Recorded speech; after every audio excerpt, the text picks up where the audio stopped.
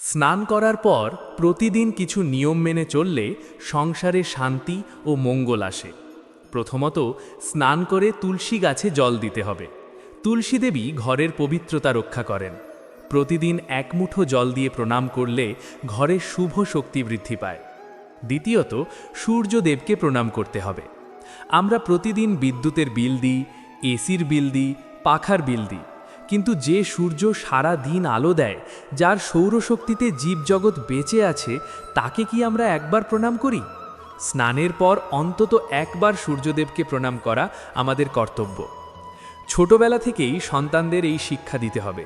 স্নান করে গীতা বা ভাগবত পাঠ করা, তুলসীতে জল দেওয়া, ঘুমানোর আগে ভগবানকে প্রণাম করা।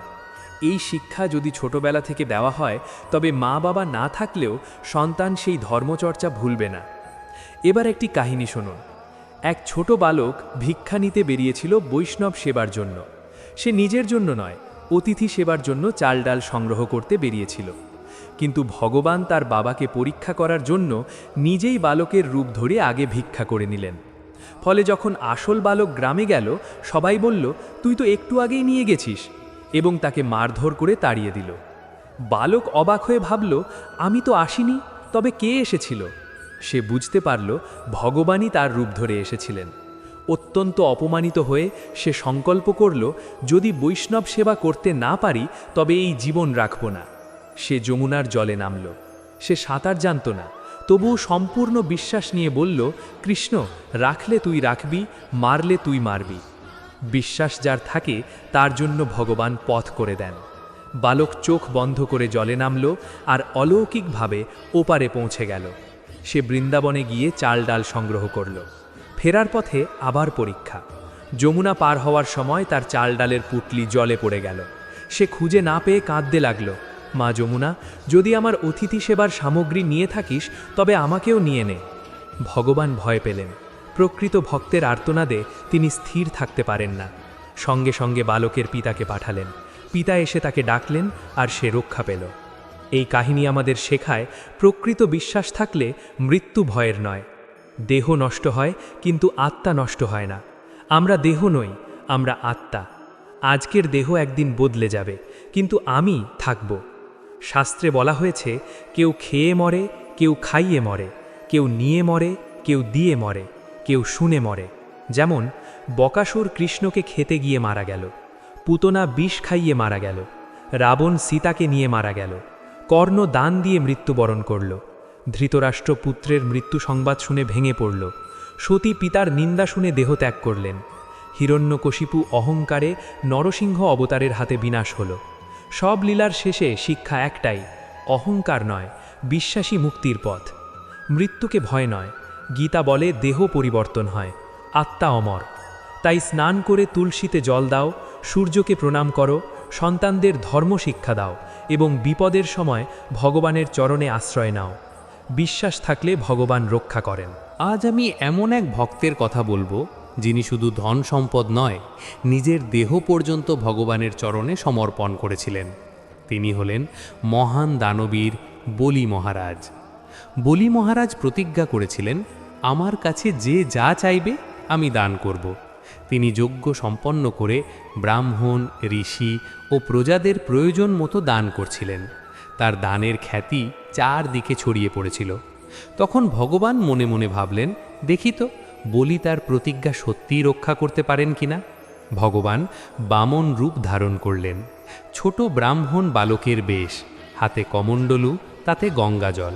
তিনি ধীরে ধীরে বলি মহারাজের যজ্ঞসভায় এসে উপস্থিত হলেন। বলি মহারাজের গুরু শুক্রাচার্য দূর থেকেই বুঝে গেলেন, এ সাধারণ বালক নন, স্বয়ং নারায়ণ এসেছেন। তিনি বলিকে সতর্ক করে বললেন, এই বালক যদি কিছু চায় তুমি দেবে না, তিনি তোমার সব কেড়ে নেবেন। বলি মহারাজ উত্তর দিলেন, গুরুদেব, আপনার কথা আমি কখনো অমান্য করিনি, কিন্তু আমি রাজা।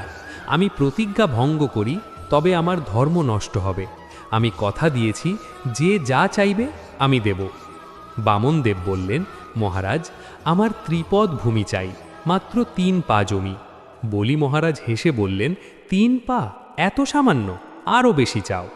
কিন্তু বামনদেব বললেন, আমার জন্য এই 3 পা জমিই যথেষ্ট। অঙ্গীকার সম্পন্ন হলো। গঙ্গাজল হাতে প্রতিজ্ঞা করা হলো। এরপর বামনদেব বিশাল রূপ ধারণ করলেন। এক পায়ে স্বর্গ মর্ত পাতাল আচ্ছাদিত করলেন, দ্বিতীয় পায়ে সমগ্র বিশ্ব ভরে গেল। এখন তৃতীয় বা রাখার জায়গা নেই। বলি মহারাজ বুঝলেন এ স্বয়ং ভগবান। তিনি সিংহাসন ছেড়ে নেমে এসে প্রণাম করে বললেন, প্রভু, আমার যা কিছু ছিল আপনি সব নিয়ে নিয়েছেন, কিন্তু এখনও একটি জিনিস বাকি আছে, এই দেহ। আপনার তৃতীয় চরণটি আমার মাথার উপর রাখুন। আমি নিজেকে আপনার চরণে সমর্পণ করছি। এই হলো প্রকৃত ভক্তি, নিজেকে দান করা। ধন দান করা সহজ, রাজ্য দান করা কঠিন, কিন্তু নিজের অহংকার দান করা সবচেয়ে কঠিন। আমরা কলিযুগের মানুষ, আমাদের জন্য ভগবান কঠিন সাধনা চান না। তিনি সহজ পথ দিয়েছেন, নাম স্মরণ। যেমন অজামিল মৃত্যুকালে নারায়ণ বলে মুক্তি পেয়েছিলেন। নামের শক্তি এতটাই মহান। তাই এই মানব জন্ম পেয়ে যদি আমরা ভগবানের নাম না করি, তবে আবার কবে সুযোগ পাব? আজ থেকেই শুরু হোক, হাতে কর্ম, মুখে নাম। দেহকে দান করেছিল এক ভক্ত, যার কথা একটু বলবো মা, যিনি হলেন বলি মহারাজ। নিজেকে দান করেছিলেন, এটা আমাদের শিক্ষার, নিজেকে দান করেছিলেন, এটা আমাদের শিক্ষার জায়গা। শুনতে হবে, বুঝতে হবে। তিনি যজ্ঞ সব জায়গায় শুনতে হবে, বুঝতে হবে।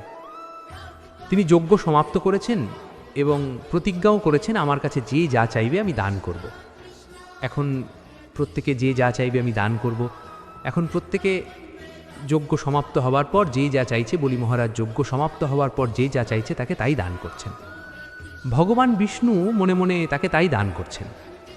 ভগবান বিষ্ণু মনে মনে ভাবলেন, আমিও একটু পরীক্ষা করে দেখতে চাই। বলি, তুমি যে প্রতিজ্ঞা করেছ, তুমি তোমার বলি, তুমি যে প্রতিজ্ঞা করেছ, তুমি তোমার সেই প্রতিজ্ঞা সঠিক কিনা, সেই প্রতিজ্ঞা সঠিক কিনা। কি করেছে মা? বামন সেজে তিনি কমণ্ডল হাতে, কি করেছে মা? বামন সেজে তিনি কমণ্ডল হাতে নিয়ে গঙ্গার জল সাথে করে নিয়ে গুটি গুটি যাচ্ছে। এখন বলি মহারাজের যে গুরুদেব গুটি গুটি যাচ্ছে। এখন বলি মহারাজের যে গুরুদেব দৈত্যগুরু শুক্রাচার্য, শুক্রাচার্য তার অষ্টসিদ্ধি জানা আছে মা। অনিমা, মহিমা, লক্ষিমা, গরিমা, প্রাপ্ত, প্রাকাম্য, এরকম সিদ্ধির নাম, প্রাপ্ত, প্রাকাম্য। তা এখন অনিমা মানে নিজের দেহটাকে অনুর মতো ছোট করতে পারবে, মহিমা মানে বিশাল বড় করতে পারবে। এক একটা সিদ্ধির এক এক গুণ আছে, লঘিমা পারবে। এক একটা সিদ্ধির এক এক গুণ আছে, লঘিমা পারবে।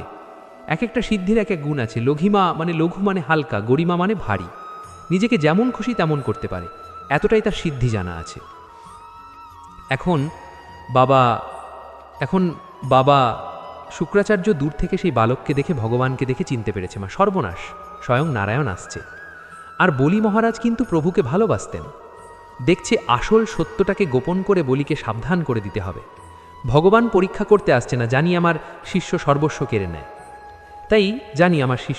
কেড়ে নেয়, তাই তিনি এসে গুরুদেব এসে বলছে বলি বলুন, গুরুদেব এসে বলছে বলি বলুন, গুরুদেব এসে বলছে বলি বলুন। গুরুদেব শোনো বলি, তোমায় একটা কথা বলি, গুটি গুটি পায়ে একটা বালক আসছে, ও যদি এসে তোমার কাছে কিছু চায়, তুমি কিন্তু ওকে দেবে না।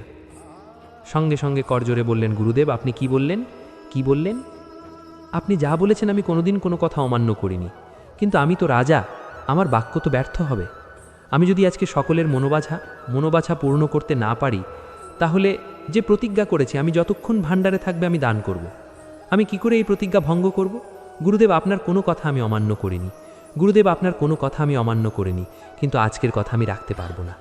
গুরুদেব শাস্ত্রে বললেন, জগতে সেই গুরু গুরু নয় যে তার শিষ্যকে ভগবানের সেবা থেকে দূরে সরিয়ে দেয়। যেই না এসেছে আসন পেতে বসতে দিয়েছে বাবা, যেই না এসেছে আসন পেতে বসতে দিয়েছে বাবা। কাতা আসনে বসেছে, বল কি চায়। বালক ব্যস্ত বামন সেজেছে, ছোট্ট বালক রূপ, কি চায় বল। বলি মহারাজের স্ত্রী, তিনি আবার ওপর থেকে দেখছে, এত সুন্দর রূপ দেখে মনে এত সুন্দর রূপ দেখে মনে এত ভালো লেগেছে। আশাও করে বসেছে। কি আশা? আহা, কত সুন্দর এমন একটা সন্তান যদি আমি পেতাম, সুন্দর এমন একটা সন্তান যদি আমি পেতাম।